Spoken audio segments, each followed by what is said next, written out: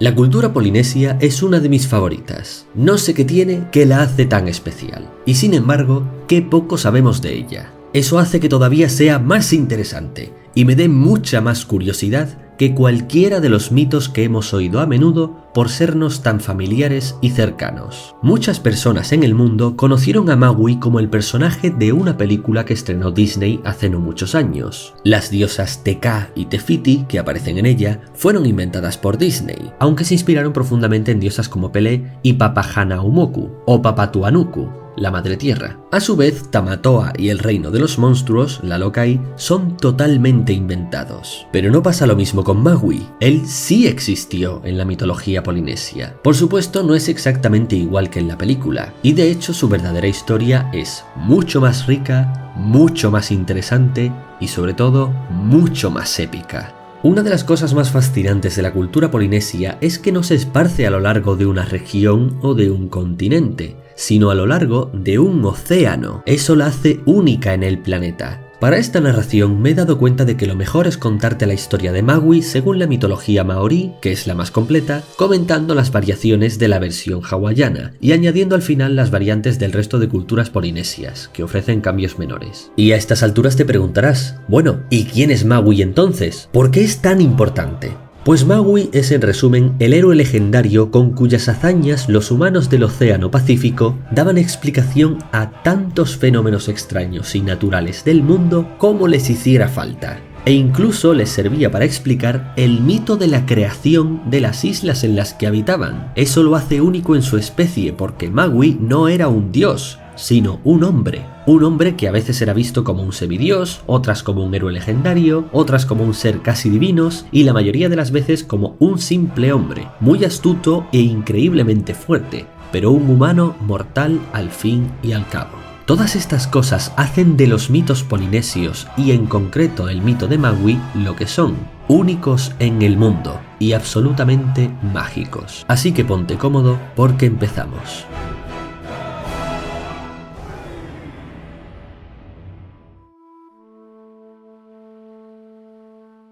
Al principio de todo estaban Ranginui, el Padre Cielo, y Papatuanuku, la Madre Tierra, y de su unión surgieron sus más de 70 hijos, los primeros dioses.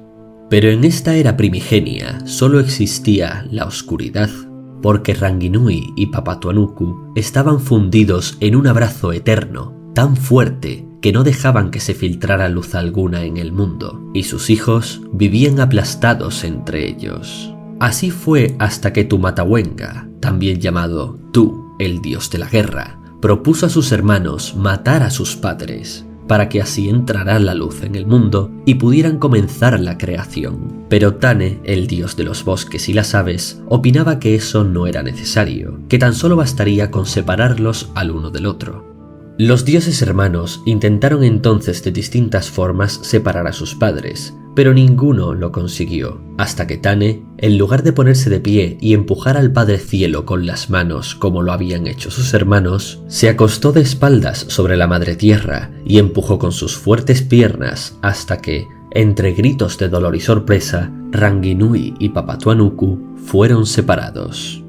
Y con ello se dio origen al Te Aomarama, el mundo de la luz, que es el mundo tal y como lo conocemos. Hubo un hijo más de Ranginui y Papatuanuku que nunca llegó a nacer y todavía vive dentro de la Madre Tierra, y ese es Ruaumoko, el dios de los terremotos y volcanes, los cuales provoca cada vez que patalea dentro del vientre de su madre.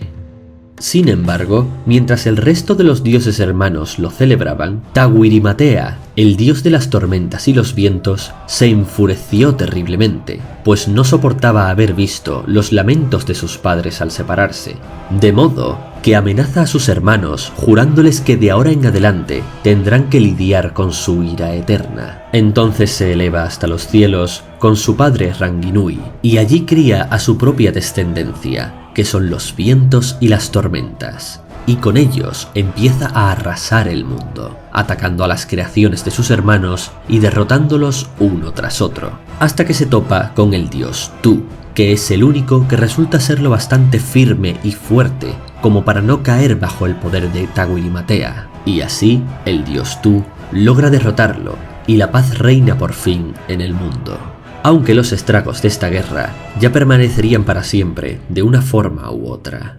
El dios Tu hizo entonces trampas para poder atrapar a los pájaros cuando lo deseara, redes con las que capturar a los peces cuando quisiera comerlos, y azadas para dominar los frutos de la tierra y los bosques, conquistando así a todos sus hermanos y tomando de ellos todo cuanto quería en pago por lo cobardes que habían sido durante la guerra. Pues varios de ellos, viendo lo terriblemente poderoso que era Tawirimatea, corrieron a esconderse en lugar de presentar batalla, y por ello el dios Tu reclamó el derecho a gobernarlos a todos y tomar de ellos cuanto necesitara. Al único que no pudo someter nunca fue a Tawirimatea, pues aunque logró espantarlo y mantenerse firme ante sus ataques, seguía sin ser capaz de acabar con él del todo, y lo mismo le pasaba a Tawirimatea, que no era capaz de derrotar al dios Tu. Es por eso que desde entonces y para siempre, las tormentas y huracanes acosarían a la descendencia del dios Tu.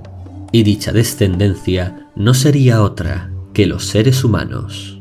Se convirtió así Tumatawenga en el dios principal tanto de la guerra como de la caza, el cultivo, la pesca, la cocina y todas las actividades humanas en general, inspirando así el derecho a los seres humanos de aprovechar los distintos recursos del mundo.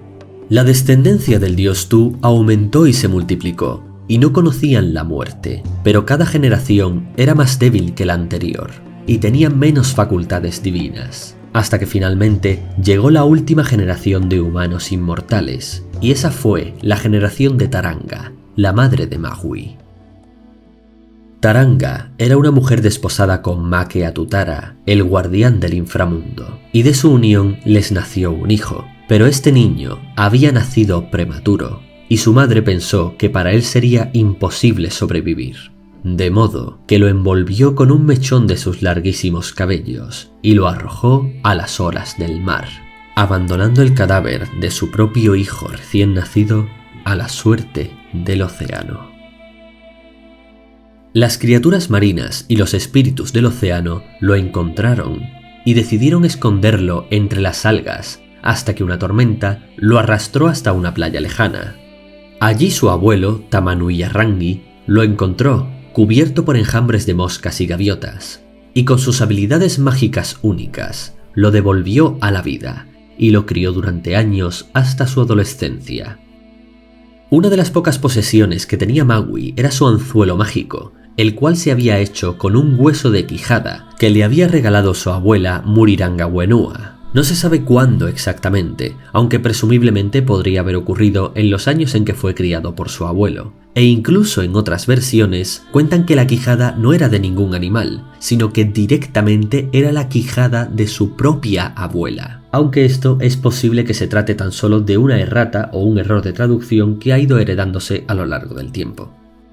Cuando Magui tuvo la edad suficiente, viajó a la isla donde vivía su familia y encontró allí a su madre y sus 4 hermanos, Magui Taja, Magui Roto, Magui Pae y Magui Wajo, y a su hermana Hinauri, todos reunidos, bailando y divirtiéndose. Se acercó sigilosamente y se sentó detrás de ellos, hasta que Taranga se percató de su presencia. Taranga no supo quién era y trató de expulsarlo del lugar. Pero cuando Magui le recordó las circunstancias de su nacimiento, ella por fin le reconoció, y con un gran lamento y arrepentimiento en su corazón, lo acogió calurosamente de nuevo en la familia. Sus hermanos, en cambio, se mostraron muy desconfiados con él, y no querían tenerlo en la familia. Magui se dio cuenta de esto, y decidió impresionarlos transformándose mágicamente en diferentes tipos de aves. Y al ver esto, sus hermanos quedaron fascinados y comenzaron a respetarle, aunque aún así siempre recelaron de él, como si fuese la oveja negra. Realmente nunca se explica cómo o en qué momento aprende Magui a realizar estos trucos de magia, o si es que era capaz de hacerlos de forma innata. Pero como es algo que ninguno de sus hermanos demuestra ser capaz de hacer, o bien fuese algo que obtuvo por su contacto con los espíritus del océano, o bien fuera que se lo enseñó su abuelo, quien lo crió en solitario. Al empezar a convivir con su familia, le llamó la atención que su madre siempre desaparecía antes del amanecer y regresaba cuando ya había caído la noche. De modo que un día, intrigado por esto, decidió seguirla transformada en Kereru, una paloma maorí.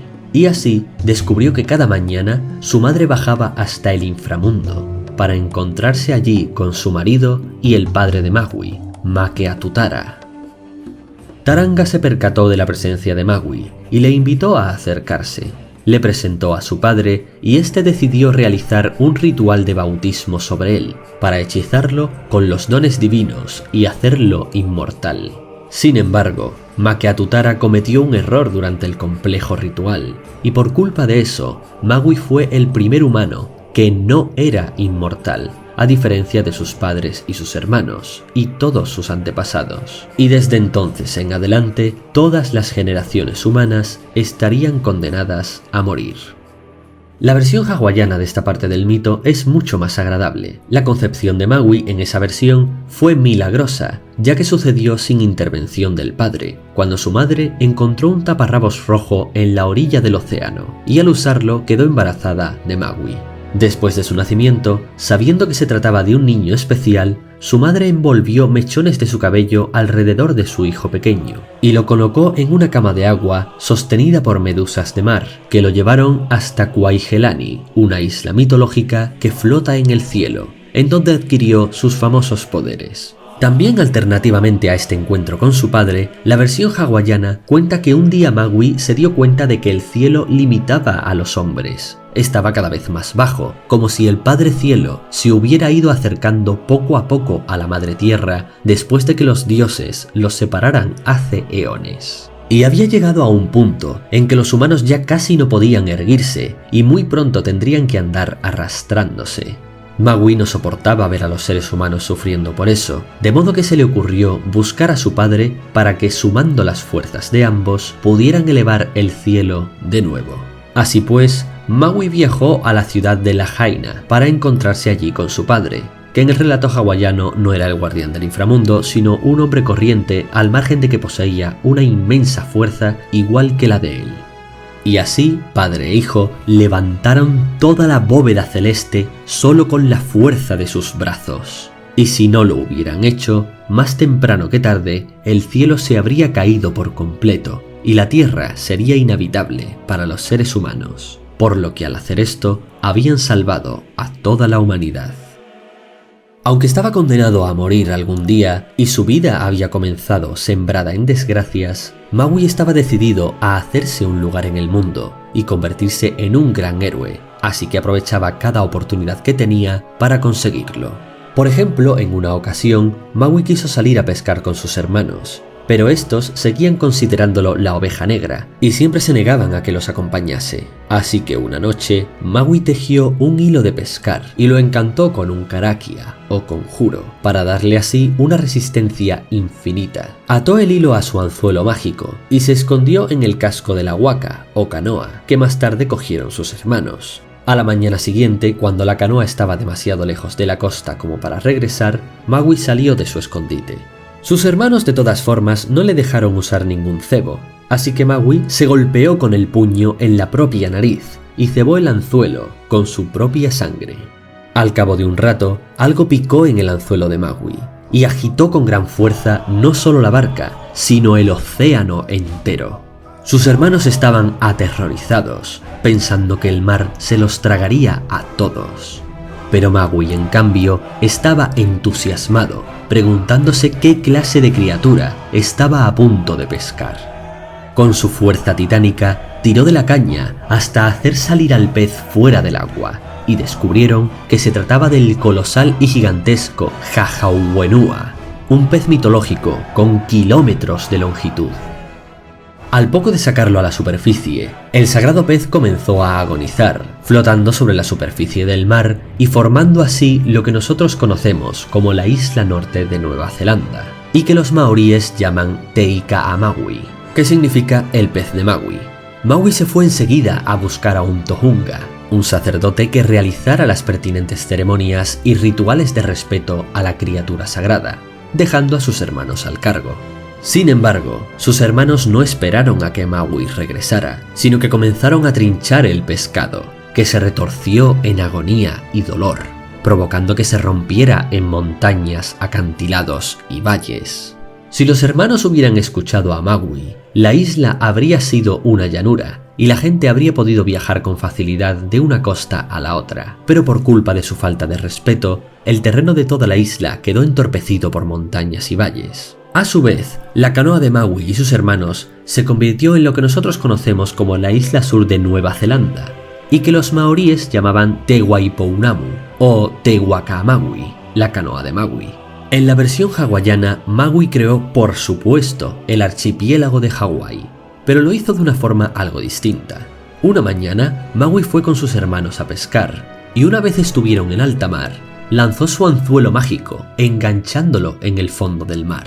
Entonces Maui le dijo a sus hermanos que seguramente había atrapado a Pimoe, el dios de todos los peces, y los convenció para que remasen con todas sus fuerzas, sin mirar atrás, para ayudarle a sacar al pez fuera del agua. Mientras sus hermanos remaban con todo su esfuerzo, no podían ver que lo que salía por el otro lado de la barca, arrastrado por el sedal, no era ningún pez, sino las kilométricas islas de Hawái que Maui estaba sacando del fondo marino con ayuda de sus hermanos.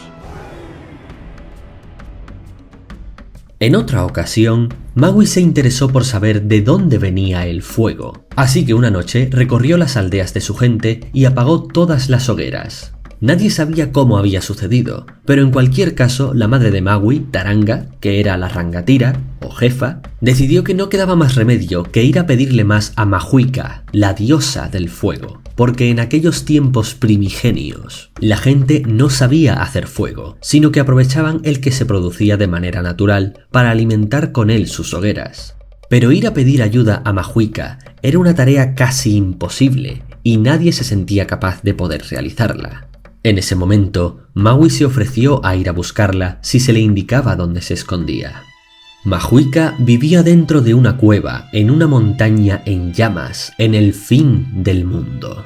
Tras un viaje casi interminable, Maui llegó hasta allí, y después de debatir con la diosa, ésta accedió a darle una de sus uñas ardientes, para con ella volver a encender uno de los fuegos, y que después con ese alimentaran todos los demás. Pero para sorpresa de Mahuika, Maui apagó todas sus uñas llameantes, porque Maui no quería recuperar el fuego. Lo que Maui quería era averiguar cuál era el secreto para crear el fuego. La diosa se enfureció al ver lo que había hecho Maui y convocó unas llamaradas de fuego que lo persiguieron por el aire.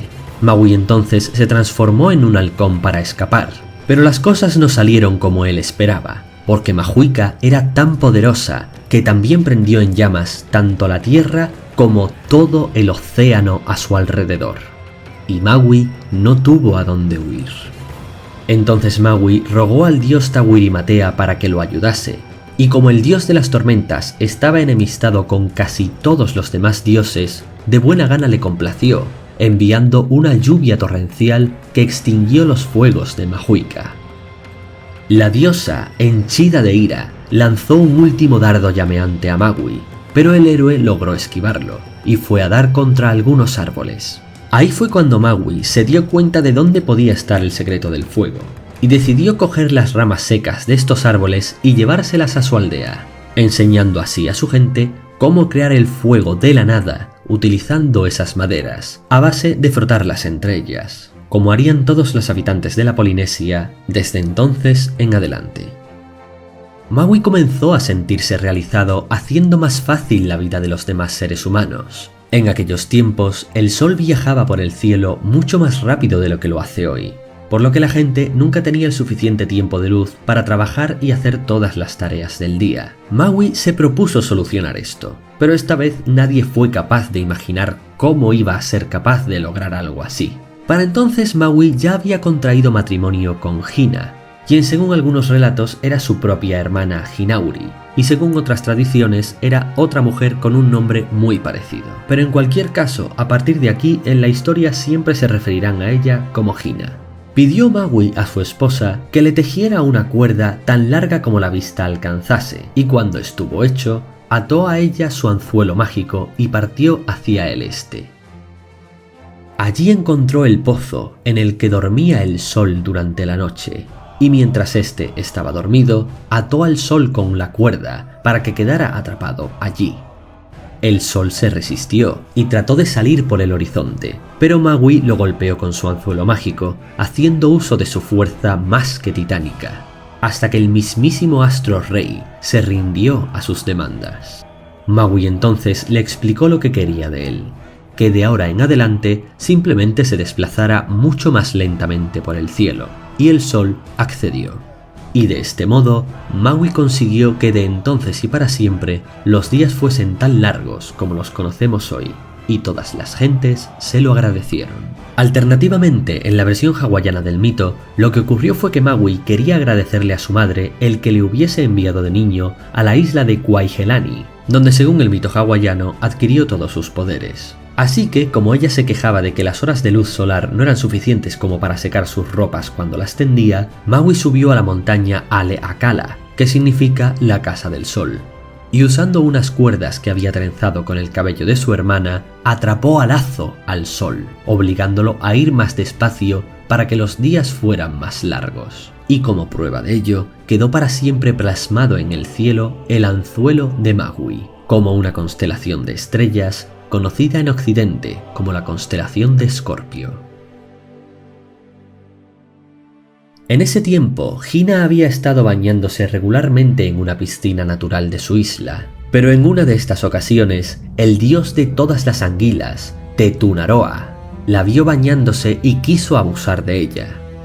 En cuanto Magui regresó, su esposa Hina le contó lo que había sucedido, y Magui, completamente enfurecido, fue al encuentro de Tetunaroa. Lo encontró allí entre las aguas, inmenso, serpeante y completamente aterrador. Pero Magui sacó su anzuelo mágico y sin preámbulo alguno se lanzó sobre él con toda su furia y lo destrozó en cientos de pedazos, arrojándolos al mar. Y luego, para mayor desprecio contra el repulsivo monstruo dios, cogió los trozos de su cuerpo y los arrojó al mar. Y allí, esos trozos cobraron vida, y de cada uno de ellos se formaron los diferentes peces que son parecidos a las anguilas, como estas mismas, los congrios, las lampreas y demás criaturas marinas indeseables. A su vez, en la versión hawaiana del mito, lo que hace después de matar al gigantesco dios anguila es enterrar los restos de su cuerpo en la arena, y poco después este creció, hasta convertirse en el primer cocotero, a partir del cual surgieron todos los demás. Magui no siempre se comportaba bien con los seres humanos, y era posible sacarlo de sus casillas y provocar su ira. En otro de esos días, Magui fue a pescar con Iraguaru, el marido de su hermana Hinauri, pero durante la expedición ambos acabaron peleándose, porque los sedales de sus cañas se enredaban todo el tiempo, e Iraguaru siempre era codicioso con la pesca y hacía enfadar a Magui. Así que, harto ya de sus malas formas, cuando regresaron a la costa, Magui tomó a Iraguaru de las extremidades y las estiró hasta que fueran como las de los canes, y lo transformó así hasta convertirlo en el primer perro del mundo, a partir del cual surgieron todos los demás. Magui regresó al poblado y Hinauri le preguntó que dónde estaba Iraguaru, a lo que Magui le contestó: «Llámalo silbando, verás cómo viene».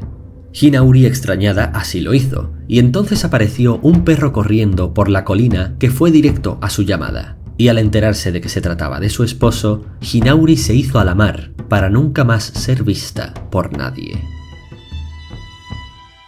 La última de las hazañas de Magui fue aquella con la que consideró, viendo todo cuanto había conseguido, que era lo bastante hábil y poderoso como para obtener la inmortalidad, tanto para sí mismo como para todos los humanos que nacerían en adelante en el mundo. Su padre, no obstante, intentó disuadirlo, pues si la ceremonia de su bautismo había fallado en darle la inmortalidad, eso profetizaba también que cualquier otro método de conseguirla sería inútil. Pero Magui había derrotado monstruos marinos, había creado islas en las que vivir, había burlado a los mismos dioses e incluso había atado a lazo al mismísimo sol, así que no tenía dudas de que conseguiría cualquier cosa que se considerara imposible. Aún así, su padre insistió: «Hijo mío, sé que eres un hombre valiente y que lo has hecho todo. Sin embargo, temo que haya alguien que te derrote». «¿Quién podría ser?», preguntó Magui. «Tu antepasada, Hine Nui Tepo, la diosa de la noche. Puedes verla destellar en el horizonte».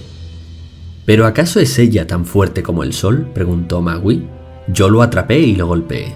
¿Es ella más grande que el mar y la tierra? Porque yo he creado tierra a partir del mar. Así que ahora veamos si puedo encontrar vida de entre la muerte. ¿Cómo es ella? Ese destello rojo que se ve en el cielo occidental viene de ella, dijo el padre. Su cuerpo es como el de una mujer anciana, solo que es gigantesca. Sus ojos son de piedra verde, sus cabellos son como las algas marinas, y su boca es como la de una barracuda. Magui no sintió miedo y partió hacia el oeste, el lugar de la diosa Hine, junto con sus compañeros. En algunas versiones, sus compañeros son sus hermanos, mientras que en otras esos compañeros son las aves del bosque. Tras un viaje imposible de realizar para ningún ser humano, Magui cruzó el umbral del firmamento, llegó hasta sus confines a aquel destellar sanguinolento, hasta la morada nocturna de la diosa Hine. Y cuando llegó, la encontró allí dormida, con las piernas abiertas. Cuando se fijó bien en ella, vio pedernales afilados de obsidiana allí donde terminaban sus muslos, como si su entrepierna estuviera dentada con colmillos negros. Entonces Magui ideó cuál era el único modo de derrotarla, puesto que, como era una diosa, cualquier daño que intentara hacerle no surtiría efecto, de modo que tendría que atacarla desde dentro. Así que se decidió a internarse por entre sus muslos dentados y atravesar todo su cuerpo hasta salir de nuevo por su boca, habiendo así matado a la diabólica diosa y sonsacado de ella el don de la inmortalidad. Sus compañeros estaban seguros de que la diosa despertaría y lo mataría, pero él estaba decidido. Si sois capaces de contener la risa mientras trato de entrar por los muslos de esta anciana, ella no despertará hasta que esté dentro, y entonces yo viviré y ella morirá.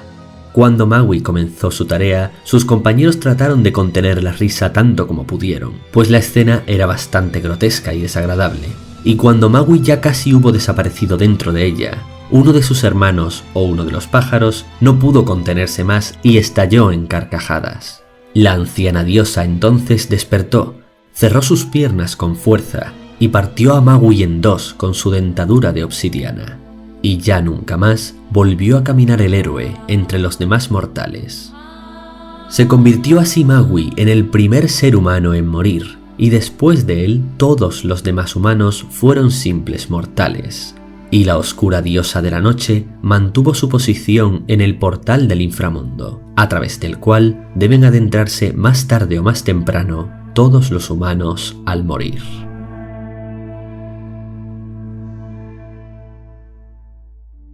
En cuanto a las versiones contadas en otras islas, según la mitología de las islas Tonga, Magui por supuesto también creó esas islas, solo que lo hizo dibujándolas desde las profundidades. Y no sería él quien robó el secreto del fuego para los humanos, sino que lo hizo su hijo. Y por si fuera poco, Magui se ocupa de cargar toda la tierra sobre sus hombros, y cuando se producen terremotos es porque está cansado y asiente accidentalmente, por lo que la gente tiene que patalear el suelo para despertarlo y que cese el terremoto.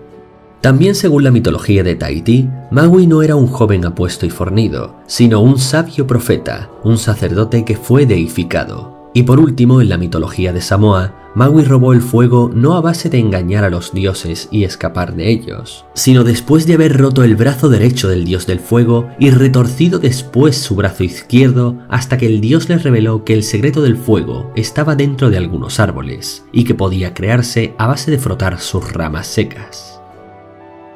Respecto a los nombres de Magui, en la cultura maorí se lo llama Magui Tikitiki o Taranga, que significa algo así como Magui el que fue envuelto en los cabellos de Taranga. También se le llama Magui Potiki, que significa Magui el último nacido.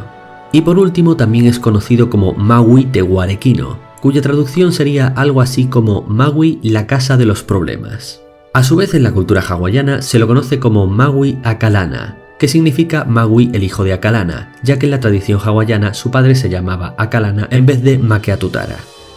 En cuanto a su apariencia, no se nos describe prácticamente nada de él, así que cada cual se lo puede imaginar como prefiera, aunque por lo general se lo representa como un joven muy fuerte. Su árbol genealógico es sin duda lo más complicado. no porque sea realmente enrevesado, sino porque resulta confuso por la repetición de nombres. La única forma de organizarlo bien, en mi opinión, es describiendo su árbol genealógico en, por ejemplo, la mitología maorí, e ir explicando sus equivalentes en la mitología hawaiana, ya que viene a ser casi lo mismo pero con algunos nombres cambiados. Cabe decir además que en la cultura hawaiana Maui tiene varias genealogías distintas, pero yo voy a basarme en la genealogía del Kumulipo, un poema épico muy importante de la mitología hawaiana, porque si los describimos todos nos va a estallar la cabeza. Según la mitología maorí, el antepasado primordial de Maui sería el dios Tu, ya que es el ancestro de toda la humanidad.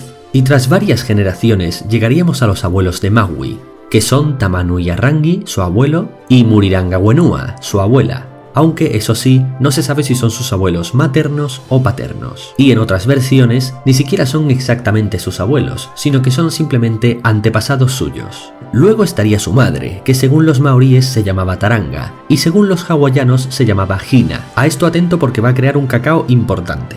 Su padre era Makeatutara, el guardián del inframundo, pero según los hawaianos sería Akalana, un jefe tribal muy poderoso. Tenía 4 hermanos mayores según la mitología maorí, que eran Mauitaja, Mauiroto, Mauipae, Mauiwaho y una hermana mayor llamada Hinauri. Pero según la mitología hawaiana tenía tan solo 3 hermanos, Mauimua, Mauiwaena y Mauikiikii, y ninguna hermana. En la mitología maorí, su esposa se llamaba ahora sí Hina, pero a veces no está claro si esta Hina es la misma que su hermana Hinauri, es decir, que se casó con su propia hermana en un matrimonio incestuoso, lo cual no es poco habitual en las mitologías antiguas, o si se trata de otra mujer distinta que simplemente se llamaba de forma muy parecida. Esto es algo que varía de cuento en cuento, pero lo más lógico es pensar que se trataba de 2 mujeres distintas con un nombre muy parecido, ya que en uno de los relatos se nos menciona incluso cuál es el marido de Hinauri, que se llamaba Irawaru y era el cuñado de Maui. Pero entonces llega la mitología hawaiana a hacerlo todo más raro todavía, porque en ella tenemos que su esposa una vez más se llama o bien Hina o bien Hinakaelohaila. Ahora la cosa es aún más peliaguda porque o bien su esposa fue su propia madre, ya que en esta mitología se llaman igual, o bien es otra mujer con un nombre casi idéntico. Esto ya es una orgía incesto vecinal a 3 bandas. La explicación para esto sería que en la mitología hawaiana el nombre Hina se usa para referirse a multitud de diosas y personajes femeninos mitológicos, aunque sean personas distintas. No es nada práctico y genera mucha confusión, pero es lo que hay. Por último, en la cultura hawaiana se especifica que el nombre de su hijo era Nanamaoa. La lista de poderes y habilidades de Maui es corta pero más que suficiente. Para empezar, posee una fuerza incalculable, capaz de sacar islas de debajo del océano y levantar la bóveda celeste. También goza de la habilidad de transformarse en diferentes animales, sobre todo en distintos tipos de aves. Y además de todo eso, domina una cantidad indeterminada de hechizos, como por ejemplo para aumentar la fortaleza de los objetos comunes hasta hacerlos titánicos, como hizo con un simple sedal que luego de encantarlo le sirvió para sacar Nueva Zelanda del océano. La única arma o posesión que se describe de Maui es el gran anzuelo mágico Manaiakalani, el cual recibió de su abuela Murirangawenua, fabricándolo con un hueso de quijada y que básicamente es indestructible y que usa indistintamente para tareas tan cotidianas y vulgares como pescar o para enfrentarse contra los mismísimos dioses.